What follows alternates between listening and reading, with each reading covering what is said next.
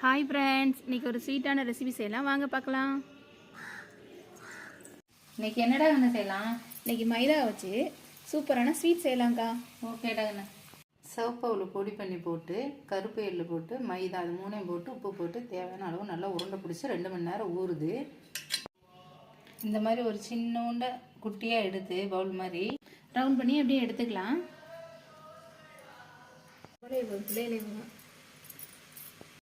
இந்த ஷேப்பை பார்த்தா போட் ஷேப்பில் இருக்குது தானேங்க்கா? ஆமாடோ. நல்லா மொறுமொறுன்னு வேக வச்சு எடுத்துக்குவோம்.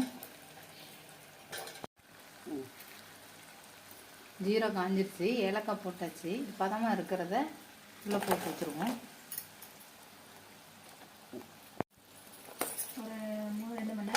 நல்லா 2 மணி நேரம் நல்லா ஊற வச்சு எடுத்துக்குவோம்.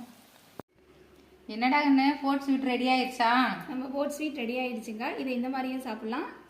இதில் ஜீரா இல்லாத மிளகுத்தூள் உப்பு போட்டு டீக்கு ஸ்நாக்ஸாகவும் சாப்பிட்லாங்க்கா. இந்தாங்க்கா, நம்ம ஸ்வீட்டை டேஸ்ட் பண்ணி பாருங்கள். சூப்பராக இருக்குடா கண்ணு. ஆம்லா முந்தானாலே பேஞ்ச மழையில் துணி எடுக்கலான்னு மேலே போனேன்டா. தொப்பையான்னு நனைஞ்சு வந்தேன், கீழே விழுகிற மாதிரி. உங்களுக்கு இருக்கிறது ஒரு தொப்பை தானக்கா? இதே மாதிரி உங்கள் வீட்டிலேயே செஞ்சு ட்ரை பண்ணி பாருங்கள். பிடிச்சிருந்தா லைக் பண்ணுங்கள், ஷேர் பண்ணுங்கள், சப்ஸ்கிரைப் பண்ணுங்கள். ஓகேடா கண்ணு.